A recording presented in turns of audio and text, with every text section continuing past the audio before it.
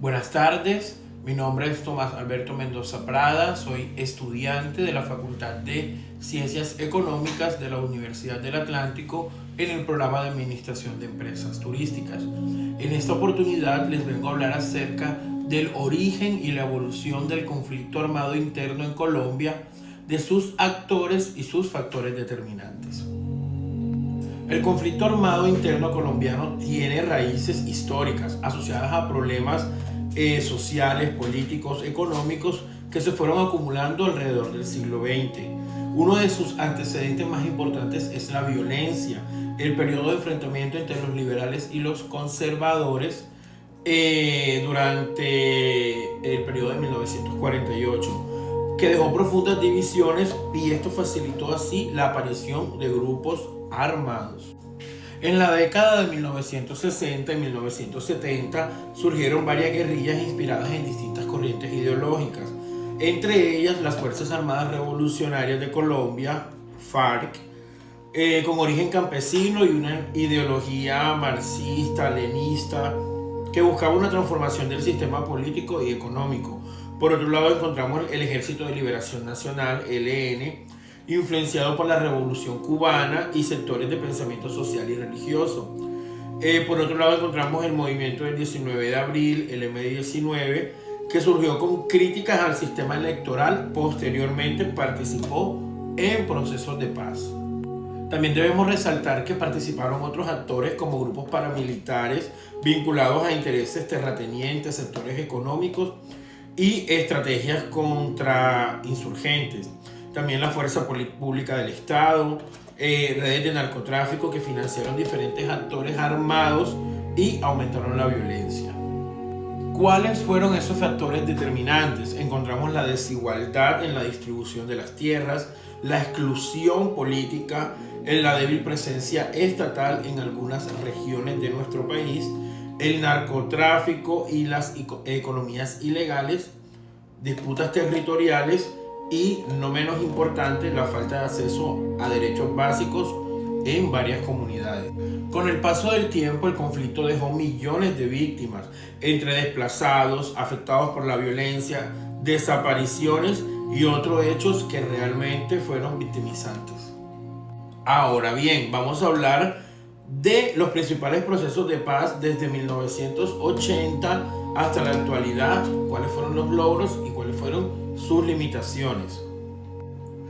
Durante el gobierno de Belisario Betancur en la década de 1980 se intentaron diálogos con grupos guerrilleros, se lograron acercamientos y acuerdos iniciales, pero persistieron en enfrentamientos debido a las desconfianzas y ataques en diferentes sectores. Cabe resaltar que en 1990 hubo la desmovilización del M-19 y de otros grupos. De acuerdo con el movimiento del M-19, se permitió la transformación de este movimiento político legal. Uno de los logros que se pudo conseguir fue la participación política de antiguos grupos combatientes y la influencia de la Constitución de 1991. ¿Cuáles fueron las limitaciones? La persistencia de otros grupos armados, la violencia contra algunos sectores públicos y políticos surgidos desde la desmovilización. Es bastante importante esto que acabamos de mencionar. Por otro lado, encontramos los diálogos del Caguán, que fueron entre 1998 y el 2002. Durante el gobierno de Andrés Pastrana Arango se adelantaron conversaciones con la FARC. ¿Cuál fue el logro? Se intentó una salida negociada. ¿Cuál fue la limitación? El proceso terminó sin un acuerdo debido.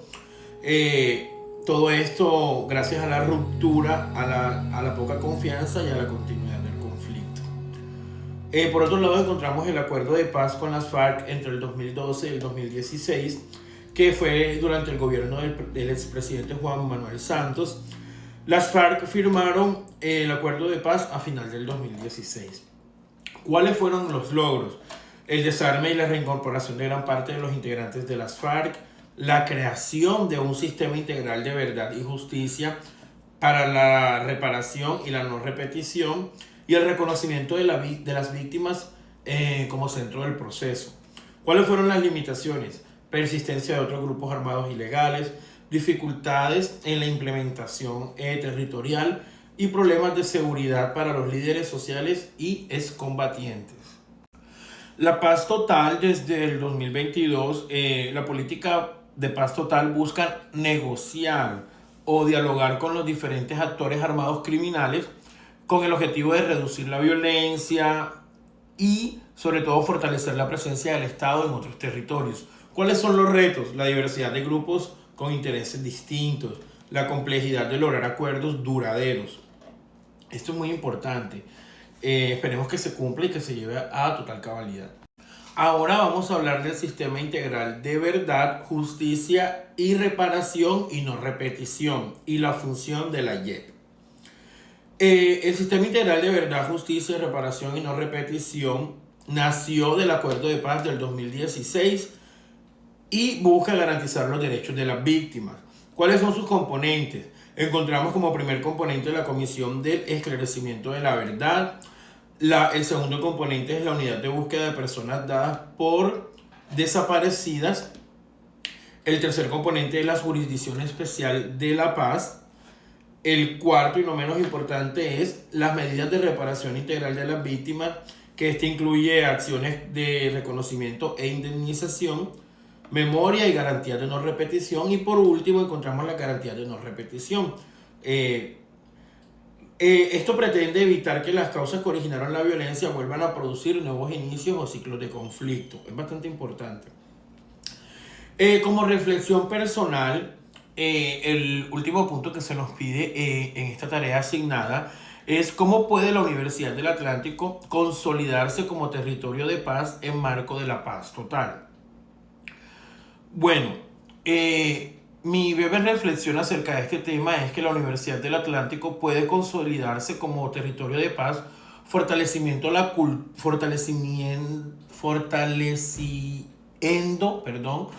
cultura basada en el diálogo, la inclusión, el respeto por la diferencia, y sobre todo que la universidad no solo debe ser un espacio de formación profesional, sino también donde se construyan personas y soluciones frente a problemas sociales, personas que estén dispuestas a la solución y no a la creación del conflicto. ¿Cómo puede aportar la Universidad del Atlántico por medio de qué factores o qué elementos? Por la promoción de espacios de conservación sobre la memoria histórica y la reconciliación, programas que fortalezcan la convivencia, la participación y la inclusión, el respeto y la memoria, y sobre todo formar profesionales comprometidos con los derechos humanos y la transformación social. Muchas gracias, espero que haya sido de mucha ayuda a esta intervención. Que tengas excelente tarde.